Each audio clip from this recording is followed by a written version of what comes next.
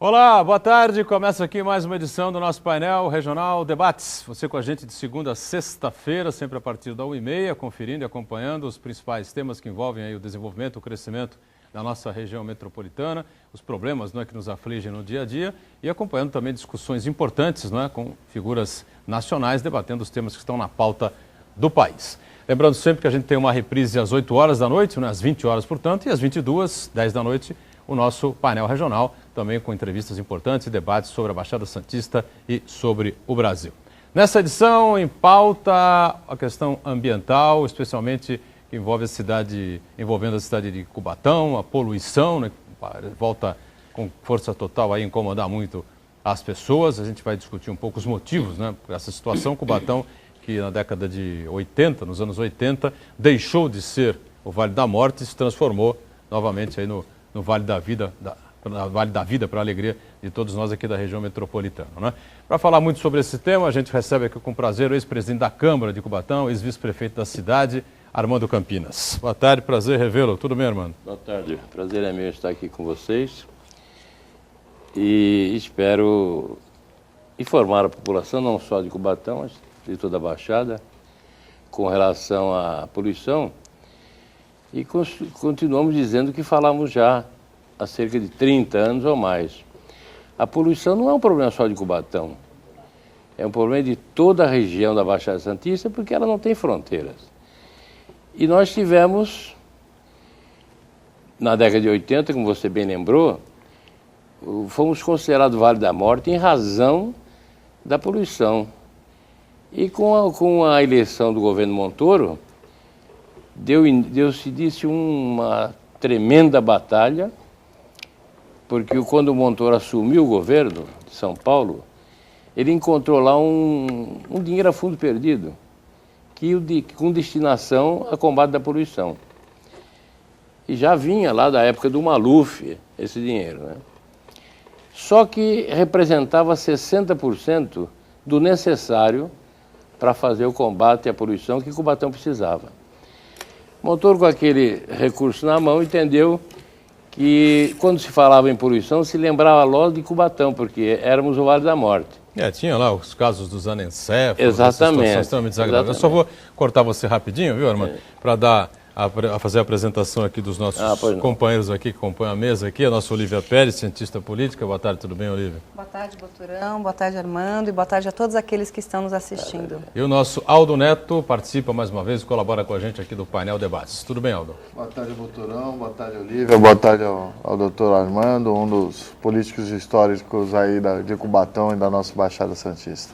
3017-9110, para você entrar em contato conosco, ligar, participar com a gente, enviar aí o seu comentário, a sua pergunta, questionar aqui os nossos convidados sobre os temas que a gente coloca em debate nessa edição do Painel Regional Debates. Você tem também a possibilidade de compartilhar com a gente pelo Facebook, facebook.com/painel regional, e acompanhar em tempo real o que a gente está debatendo, que a gente está discutindo aqui, acessando o site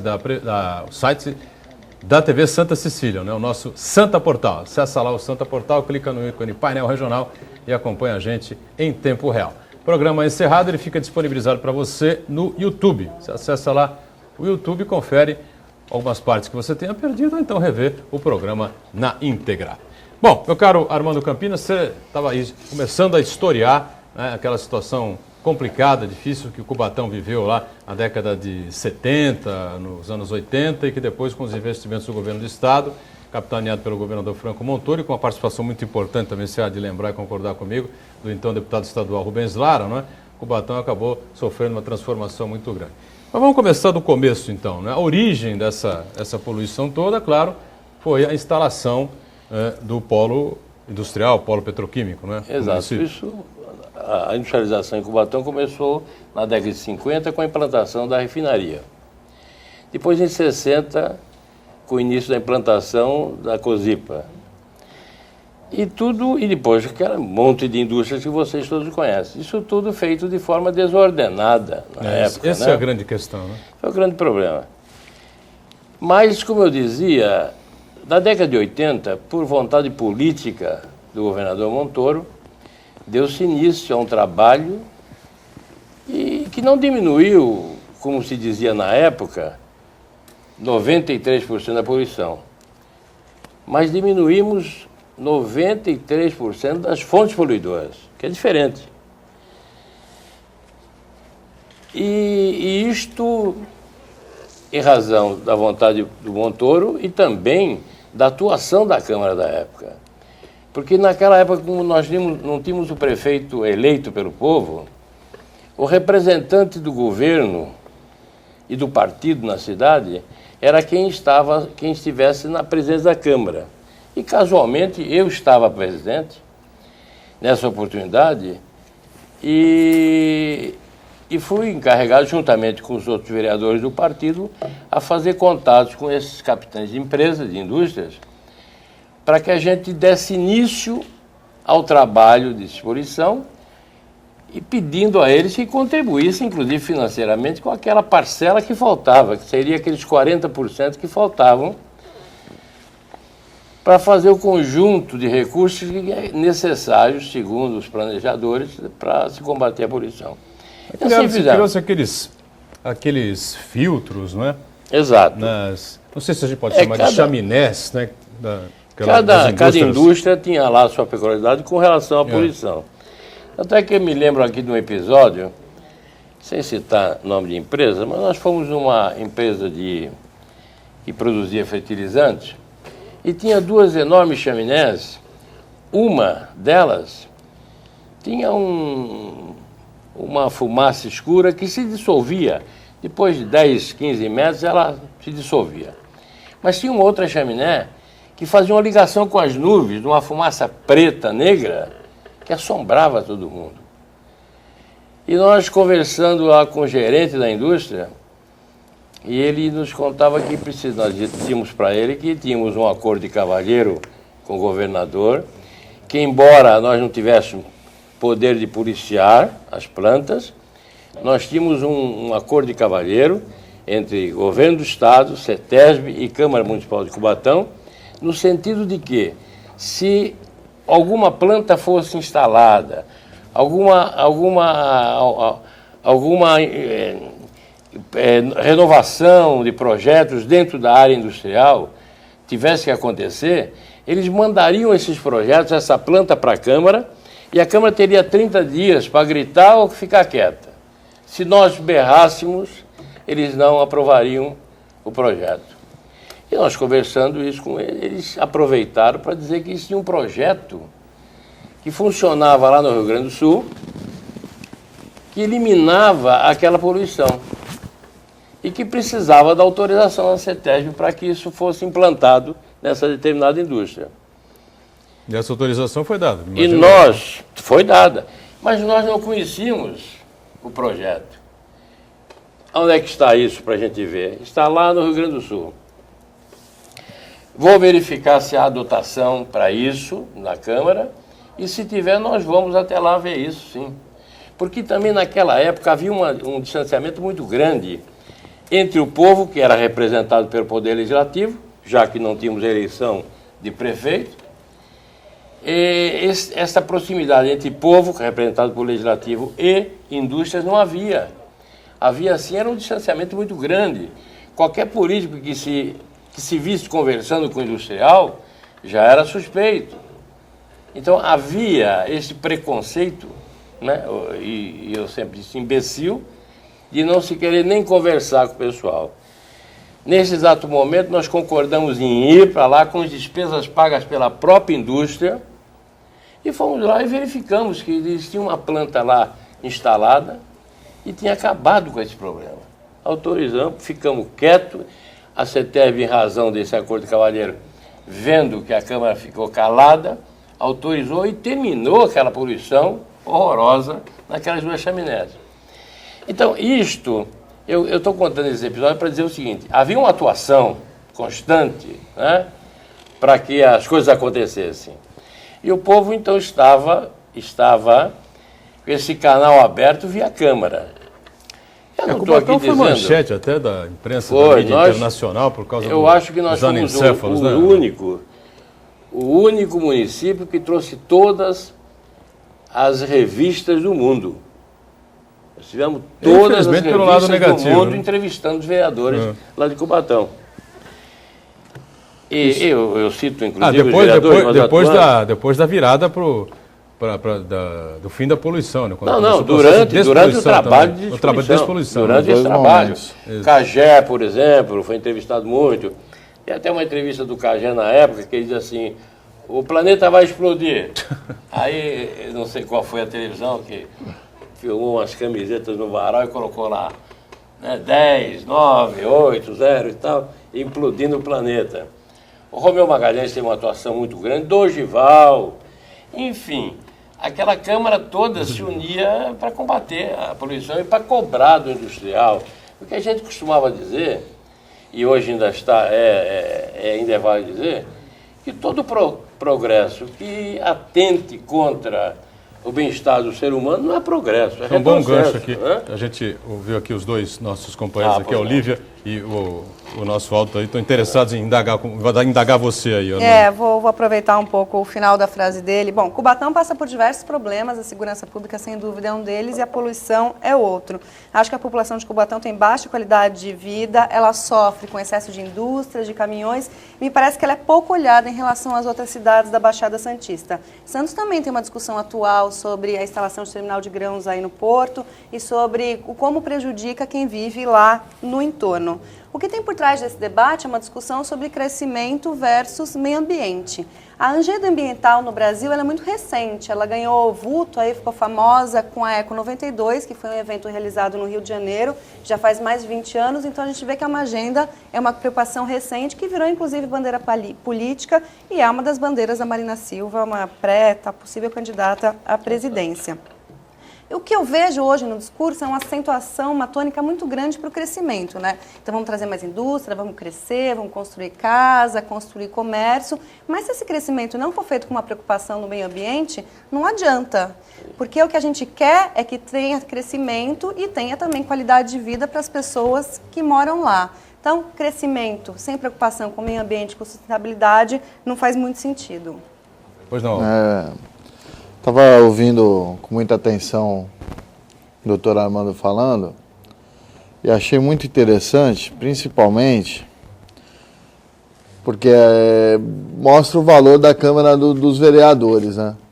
Principalmente foi uma época que Cubatão não podia eleger o seu prefeito, né? E o que a gente viu acontecer na cidade? Um alto desenvolvimento da indústria, de uma forma indevida, sem o acompanhamento da população, sem a população ser ouvida, a indústria crescendo na cidade, ocupando seu espaço,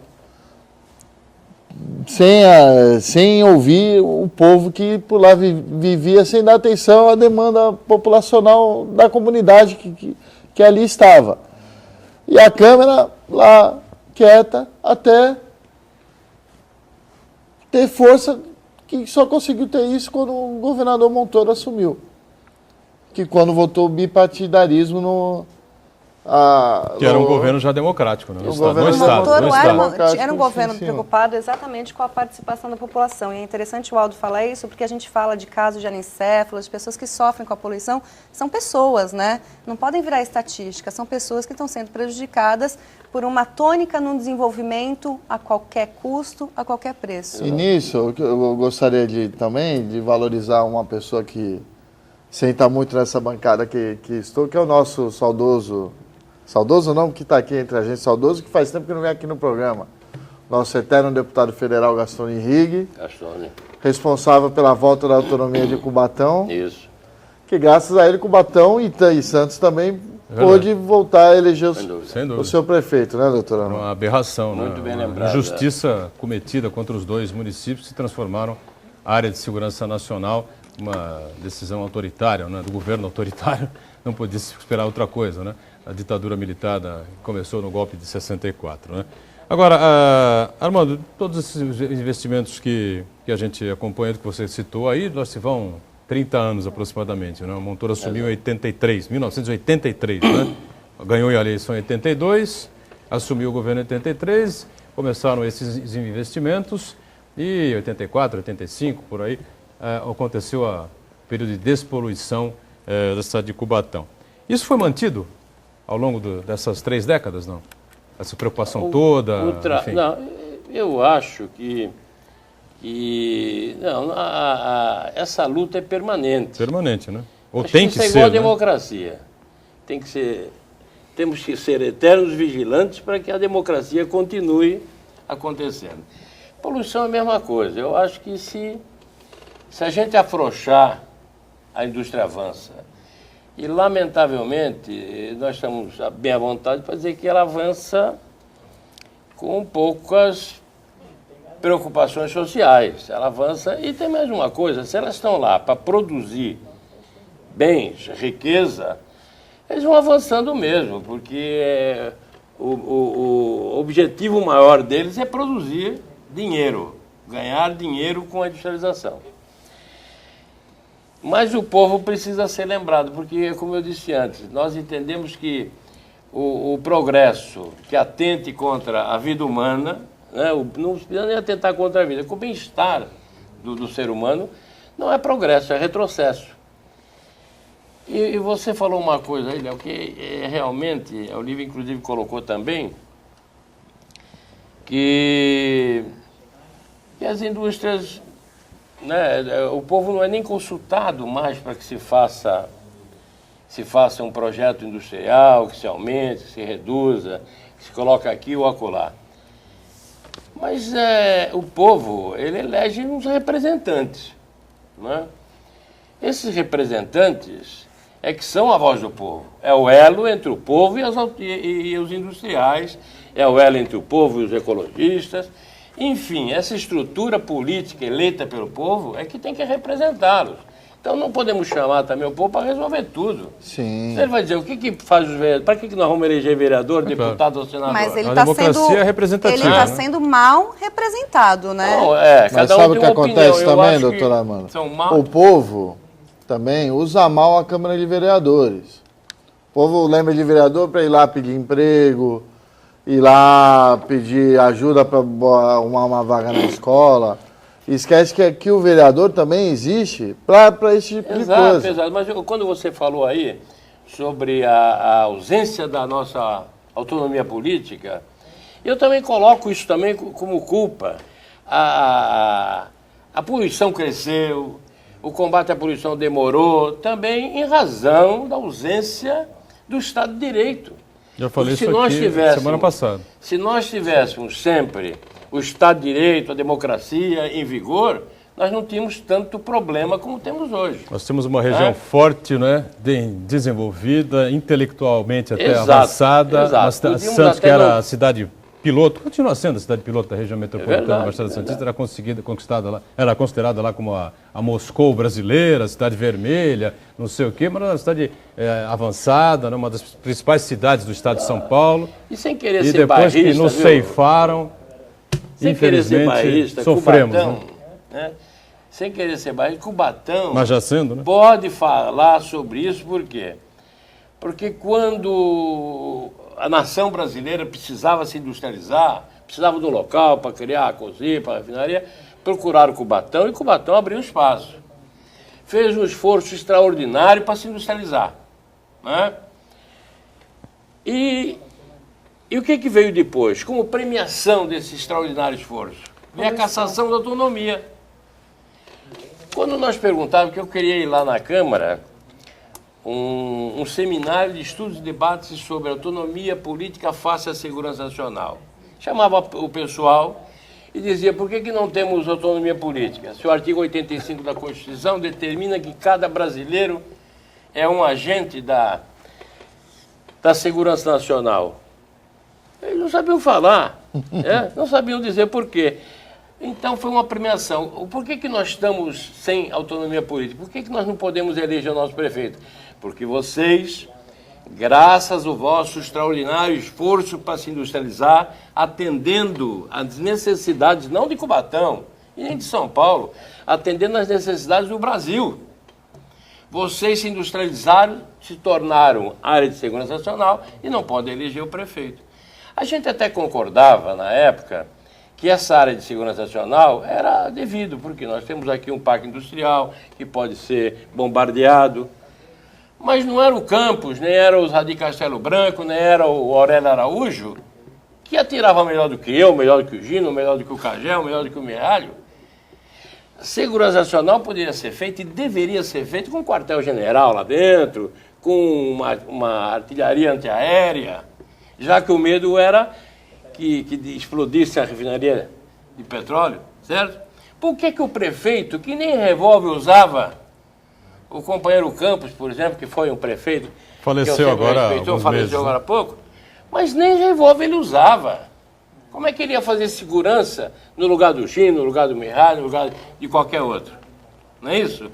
E esta ausência do Estado de Direito é que contribuiu muito para o crescimento desordenado das nossas indústrias. Sem dúvida. Eu tenho que fazer um break aqui, meu caro Armando Campinas, e a gente daqui a pouco retoma aí esse debate importante e empolgante aqui com relação à questão ambiental e política de Cubatão e da região metropolitana, mas antes, sempre passando para você uma informação importante da Prefeitura de Santos sobre o programa Família Acolhedora, não é? Porque existem momentos em que algumas famílias ficam sem condições de cuidar dos filhos, até que os pais voltem a se fortalecer, as crianças ficam temporariamente em uma unidade de acolhimento. Mas nada substitui um lar. O programa Família Acolhedora da Prefeitura de Santos permite que você receba na sua casa crianças e adolescentes afastados a famílias de origem, oferecendo carinho e cuidados até que elas voltem aos seus pais. Seja você, portanto, uma família acolhedora. Proteção que as crianças e adolescentes precisam com carinho que só a família sabe dar. Condições para ingressar nesse programa: morar em Santos, ter mais de 18 anos,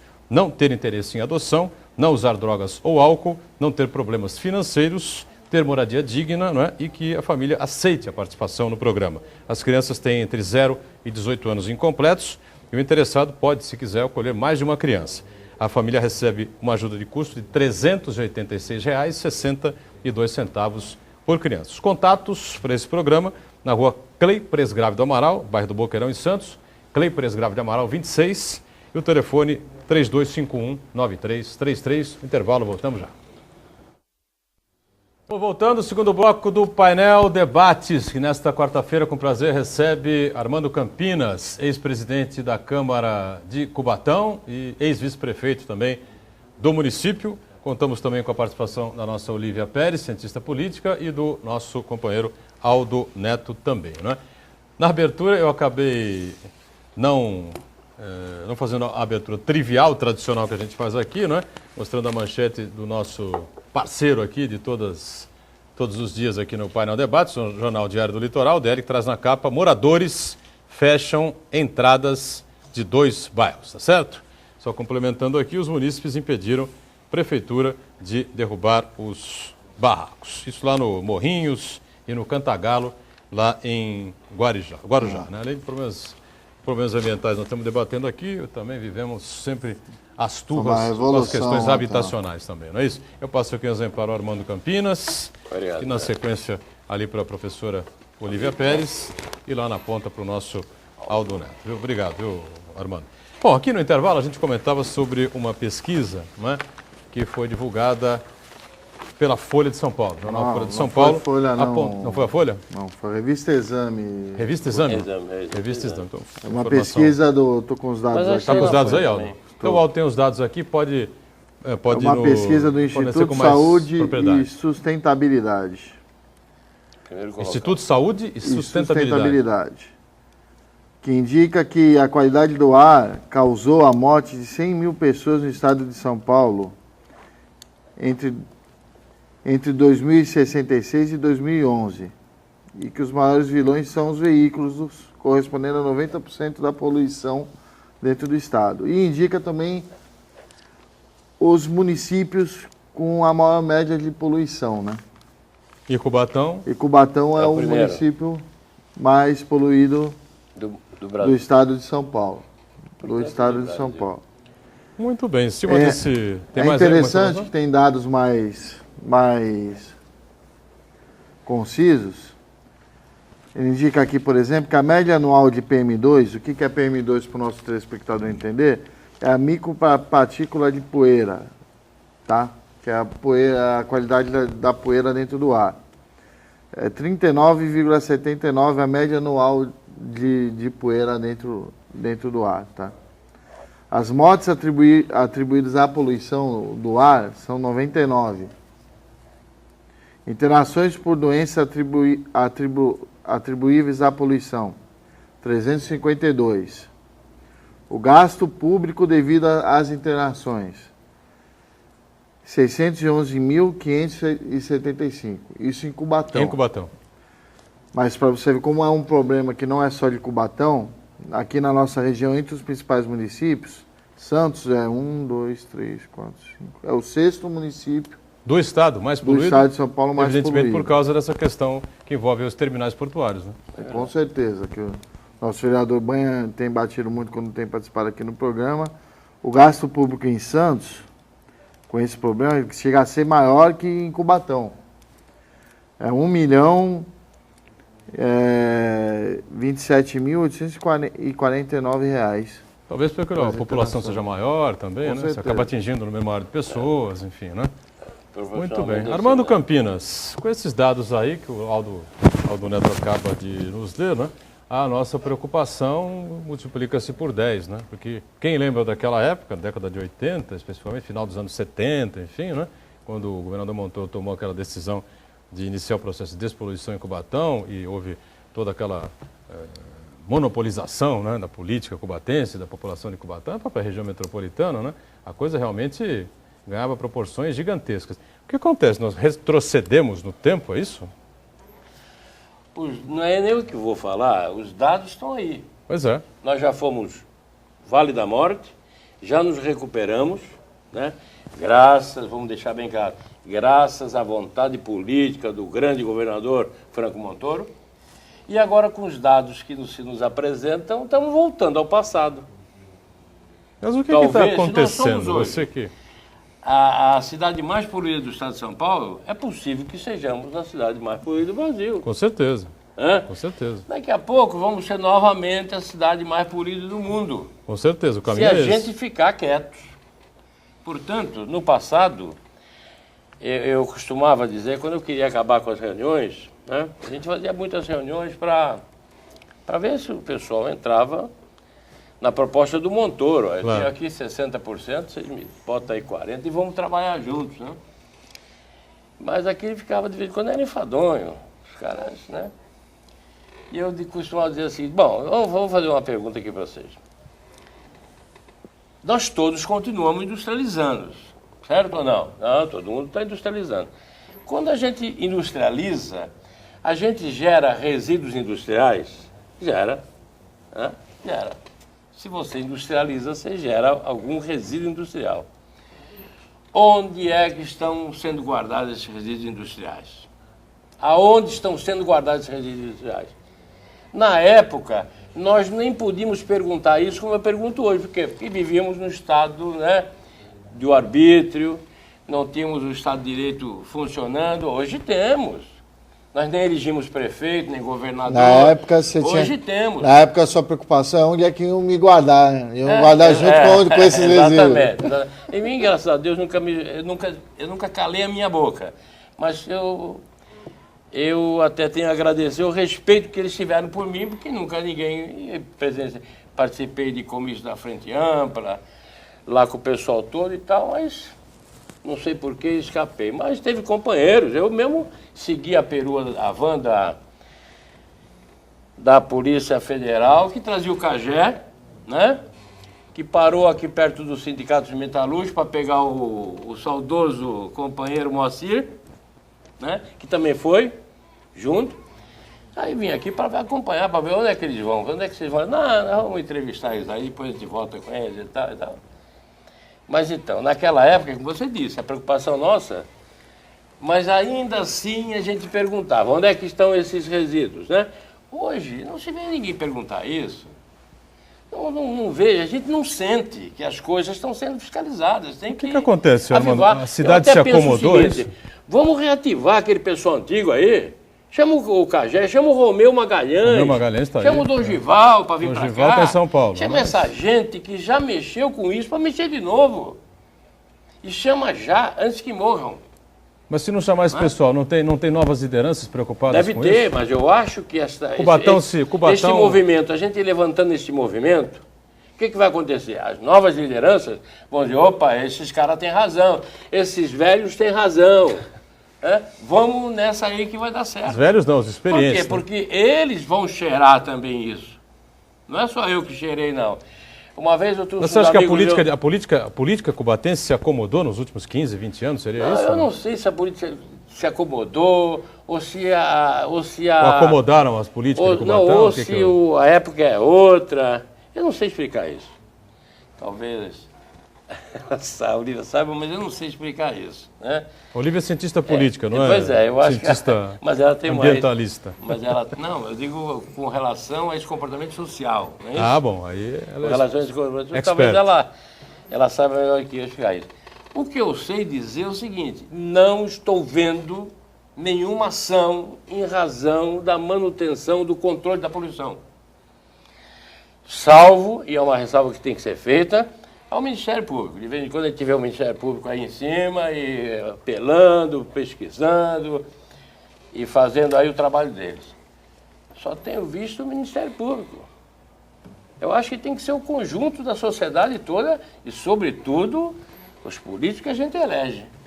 Né? Bom, tem várias coisas para comentar. Respondendo um pouco À a sua vontade. pergunta, durante a ditadura militar, as pessoas tinham uma bandeira, um inimigo comum para lutar e elas sabiam como lutar contra aquele inimigo. Hoje em dia as pessoas estão lutando, estão participando de manifestações, mas elas não têm um inimigo, não sabem por que elas estão lutando e nem como lutar. E acho importante vocês retomarem o período da ditadura militar no Brasil e a gente chamar de ditadura militar, não de regime militar ou ditabranda, como alguns analistas costumam chamar, porque essa política autoritária, muito voltada para a industrialização, para o crescimento, sem preocupação com a população e com o meio ambiente, ela tem eco hoje em dia.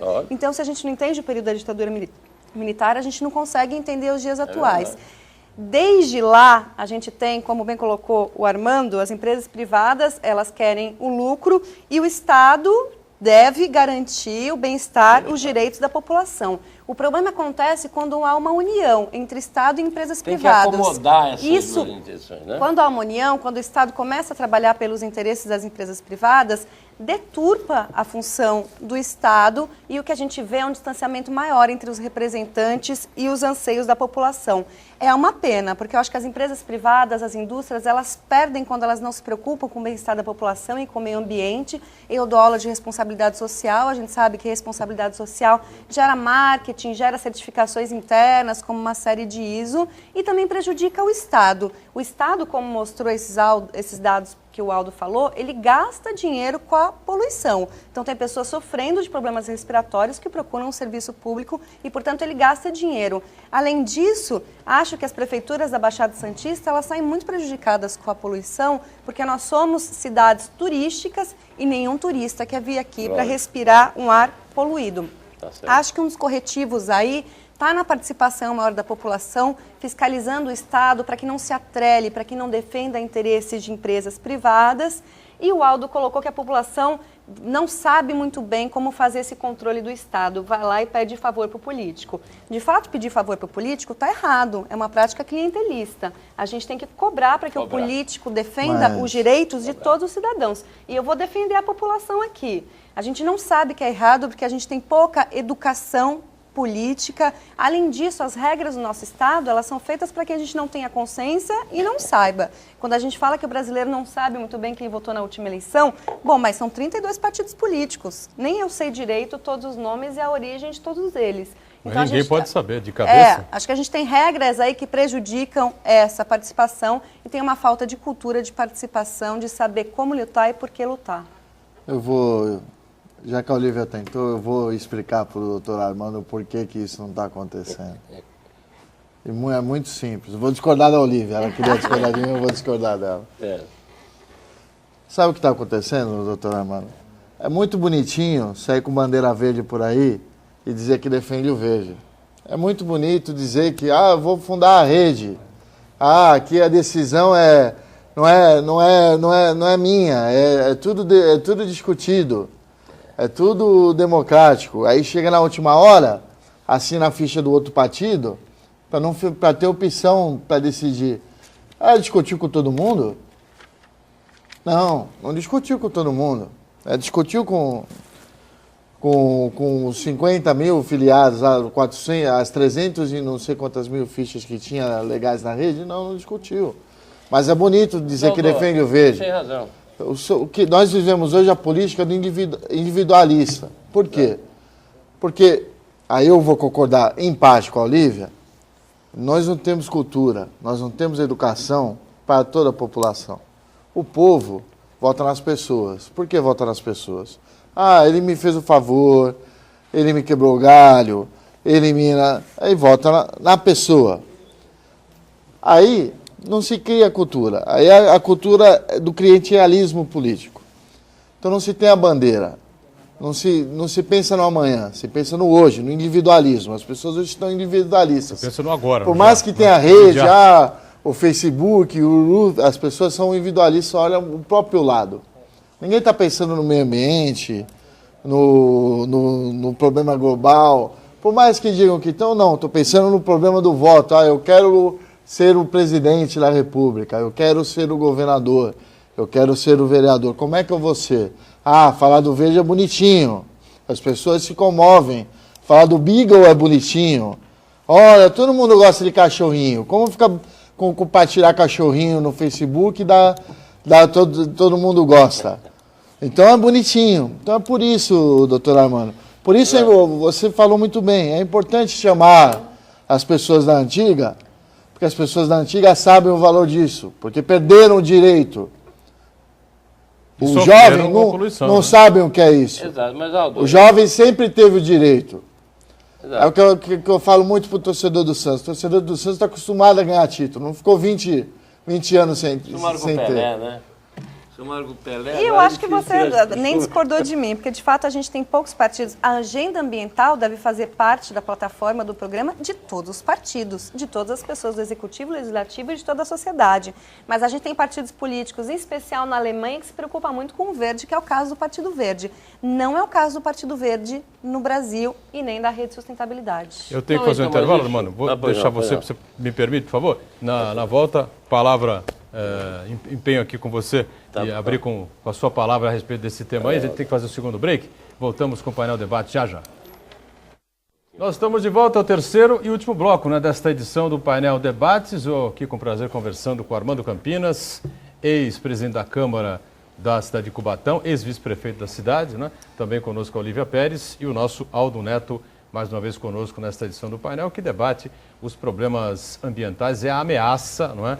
A que voltemos com aquela poluição terrível, né, na cidade de Cubatão dos anos 70 e 80, que colocou o município nas principais manchetes dos jornais do mundo, como a cidade mais poluída do planeta, e até com o nascimento de crianças que não tinham cérebros, chamados anencéfalos, tudo por causa desse problema de poluição. E, lamentavelmente, não é, na relação aí lida pelo Aldo no segundo bloco, também coloca Santos como sexta ou sétima cidade aí também mais poluída do estado de São Paulo, evidentemente por causa já dessa questão portuária, que afeta muito a nossa cidade, e com esse redimensionamento aí que está sendo proposto aí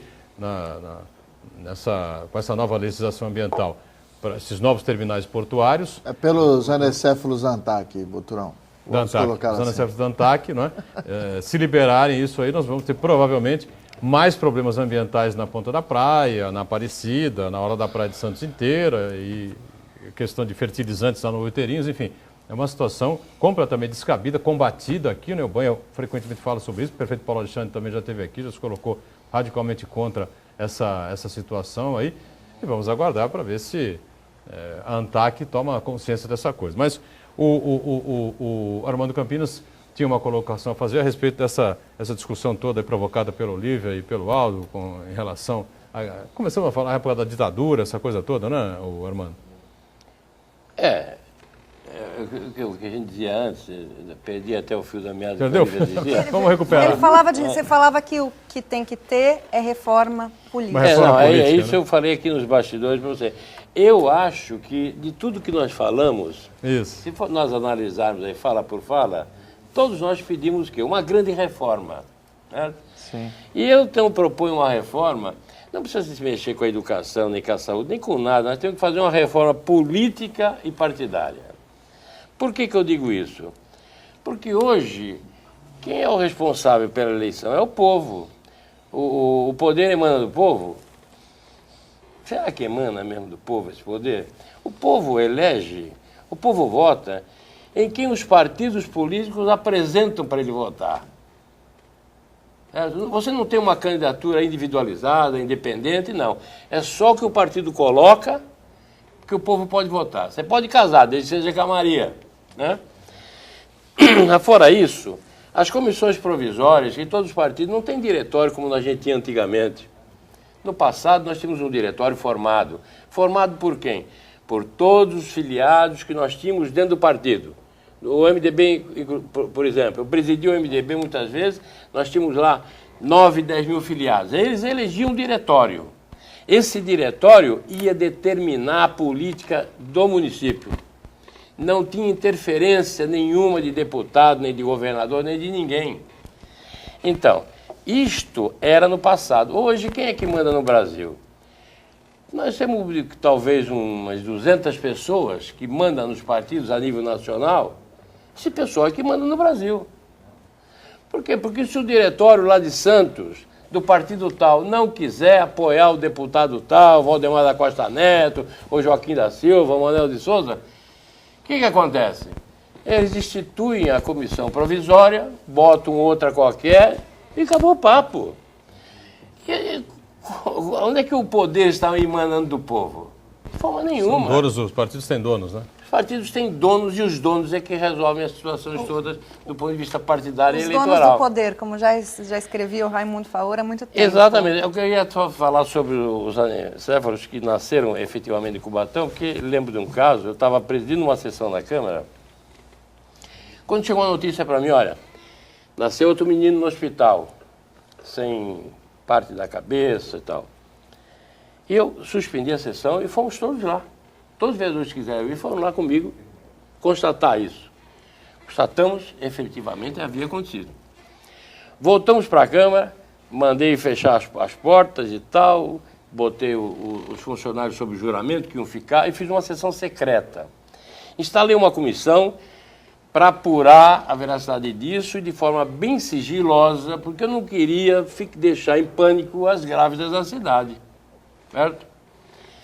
Então todo mundo jurou ali que era sigiloso aquilo e começamos a trabalhar e tal, fizemos em 30 dias, eu presidi na comissão, concluí o trabalho aqui com pareceres médicos, até o presidente da Associação dos Médicos falou e tal, no parecer e tal, concluímos o trabalho e agora, o que fazemos com isso? Agora vamos passar para frente, isso. E chamei quem? O Rubens Lara, que era nosso deputado, né? E que era um deputado bem familiarizado com Cubatão. E com as questões ambientais. E disse, exatamente, primeiro secretário da Assembleia, inclusive na época, chamemos o Lara, eu levei ele para plenário, fizemos uma sessão, entregamos esse trabalho todo. Né? E dissemos até, eu tenho certeza que o Lara também levou para cima isso com a consciência de que haveria que manter um sigilo. Mas ali na Câmara é mais fácil você segurar isso, né? Mas na Assembleia não conseguiu. Muito rapidamente aquilo se espalhou. Os jornais publicaram. E criou-se um pânico realmente em Cubatão. Muitas senhoras grávidas iam lá perguntar, mas irmã, isso aí vai ter problema? Eu acredito que não. Tomara que não. Então, eu acho que essas questões também têm que ser tratadas com muito sigilo, senão você põe em pânico Eu digo isso porque até na própria poluição, a gente pode até pensar e achar que está muito grave, mas tem que ser tratado isso do ponto de vista técnico, político, né, para não alarmar a população toda. É verdade. Porque se não for dessa forma, alarma. O Silvio do Rio Branco diz assim, o que pode ser feito contra a poluição dos rios de Cubatão que sofrem com derramamento de óleo e de produtos químicos? O que você acha, Armando? Olha, a CETESB tem que exigir de toda empresa que trabalhe com esse tipo de coisa, de muita atenção, aumentar as taxas de multa. Enfim, isso não pode ser permitido que aconteça. Agora, eu não tenho capacidade tecnicamente para dizer de que forma a gente vai evitar isso, mas sei que politicamente tem que ser exigido um controle disso. O órgão está aí, a CETESB está aí para controlar isso. Se não, denúncia para o Ministério Público, fecha a empresa, pune quem de direito, mas tem que dar exemplos. Se não der exemplo, nós não vamos chegar a lugar nenhum. Se a gente começar a empurrar com a barriga, não vai para lugar nenhum. Muito bem. Olha, o Uriel Vilas Boas, mais uma vez com a gente, diz assim, o que o ex-vice-prefeito atribui o fato de Cubatão com a maior arrecadação proporcional de impostos de toda a região em relação ao número de habitantes, manter o nível social mais elevado. Por que Cubatão não consegue manter o nível social mais elevado? É isso que coloca aí o Uriel. Uriel, eu faço essa pergunta diariamente, para mim mesmo. Eu, sinceramente, eu não sei te explicar isso. Eu nunca tive a condição, inclusive como vice-prefeito, e garanto que jamais tive acesso a essas informações. Eu também acho que com este montante de arrecadação nós podemos fazer coisa melhor. Mas eu não sei dizer por que não fazemos. Agora, sei dizer também que a industrialização que nós fizemos atendendo às necessidades, como já disse aqui antes, não de Cubatão nem do Estado, do Brasil, de todos os brasileiros, essa industrialização nos trouxe problemas imensos. Nós temos o Cubatão todo praticamente favelado, nós temos poluição que ronda a cidade, nós temos custos com a saúde muito grandes em razão da poluição. Teria que haver uma contrapartida do governo federal. A federação tinha que fazer uma contrapartida para compensar a nossa cidade. Nós não resolvemos o problema industrializando a nossa cidade, eles teriam que ter consciência de colocar alguma coisa a fundo perdido para a gente combater poluição, para a gente fazer uma urbanização nas nossas favelas, para a gente resolver os problemas que a própria industrialização nos trouxe. E isso é problema agora. Durante a ditadura militar, nós tínhamos o empregado da nossa indústria, ou do empreiteira lá que trabalhava para a indústria, era dispensado, ficava 3 meses, 4 meses, 6 meses, 8 meses sem receber o fundo de garantia. 8 meses sem receber. Quando ele recebeu o fundo de garantia, já estava trocado com a agiota, que não faltava lá em Cubatão para trocar isso, já tinha trocado o seu fundo de garantia e já estava pedindo esmola nas calçadas do município. Hoje não precisa procurar a agiota pela cidade. Isso em Os razão bancos de estão quê? aí à disposição. Né? Quem é que trouxe essas situações todas para Cubatão? Foi a industrialização. Sem dúvida. Qual é a compensação que Cubatão teve? Temos um município hoje com arrecadação grande. E o povo? Isso é uma Que coisa benefício trouxe essa industrialização ao povo cubatense? Essa é a grande interrogação. Nenhum. A grande pergunta que não quer calar em Cubatão. Nenhum. Acho que não vamos responder não isso temos nunca, uma viu? compensação. Não sei se a Olívia quer comentar alguma coisa. Pois não. Eu queria, olhando os fatos da história de Cubatão e a situação atual, sem dúvida são fatos muito chocantes. A questão do anencéfalos é muito chocante se a gente for pensar no sofrimento de uma mãe, de uma família envolvida nessa situação. E é mais chocante quando a gente analisa que por trás tem uma omissão e uma intenção política. No fundo, tem uma omissão aí política. Você falou que hoje em dia as pessoas votam em pessoas e elas votam em candidatos que têm muito dinheiro e fazem grandes campanhas. Acho que antigamente o objetivo do político é alçar o poder, mas antigamente tinha um compromisso muito mais ideológico, com ideias, quando eles alçavam o poder. Hoje em dia, eles querem alçar o poder, muitos deles, por uma regalia, um monte de regalia e também por cargos. Então, você estava falando anteriormente da necessidade de reforma política. As pessoas não estão sendo representadas, o poder não está emanando do povo, como garante nossa Constituição. A gente teve uma discussão aí no Brasil sobre fazer ou não reforma política e as pessoas lá em Brasília eles decidiram fazer uma reforma eleitoral. A comissão que cuida da reforma eleitoral é encabeçada pelo Cândido Vacarezza, que é do PT, e ele propõe muito mais regalias para os partidos grandes. Então, ao invés de propor mudanças que de fato aproximem representante e representado, ele está fazendo o contrário. Ele está indo de encontro com os interesses dos partidos grandes alçarem o poder, ganharem cargos, dinheiro e benefícios monetários. Mas você queria que ele desse o quê, Olívia? Condições para partidos pequenos? Eu queria que ele desse, que ele respondesse de forma a propor regras que aproximassem a população, os seus representantes e representados, como o voto distrital, como a possibilidade de recal, como mais canais de participação, como regras para que o poder estatal não sucumbisse aos interesses empresariais das indústrias. Eu queria isso. Que tinha que ter aqui, a única coisa que tinha de bom na ditadura era o bipartidarismo. Não tem por que ter tanto partido. Primeiro, tem que ter também candidatura avulsa. Desde Quando que já a única coisa inteligente que o ministro Joaquim Barbosa falou na vida foi a tal da candidatura avulsa. E ponto. Você podia fazer se você não quiser reformar os partidos como tem que ser feito, você pode fazer uma estrutura partidária da seguinte forma: autorizar a abertura de partidos municipais. Porque o poder emana realmente do município. Por exemplo, vou te dar um exemplo. Aldo, tudo que acontece no município. Nós, no passado, criamos Cubatão, é inédito em diversas coisas. Até quando o cisma de ser poluído, é poluído para ninguém poder feito. Quando o cisma de combater a poluição, faz com... né? Ele é um município assim meio diferente dos outros. Nós, uma vez, criamos no Cubatão um órgão chamado Conselho Municipal de Defesa do Consumidor, em 1977, uma lei que eu apresentei. Não existia isso no Brasil em lugar nenhum. Montamos esse conselho, elegemos uma diretoria e fiscalizávamos, né? Não tínhamos poder de prender ninguém, mas exigimos a abertura de inquérito policial pelo delegado, né? Que ele mandasse por fora, e chegamos até a condenar uma padaria lá da Vila Paris, que não vendia o pão mais caro, 20%, mas diminuía o peso em 20%, que era a mesma coisa, né? Roubava igual. E funcionava por quê? Porque o conselho estava ali perto do povo.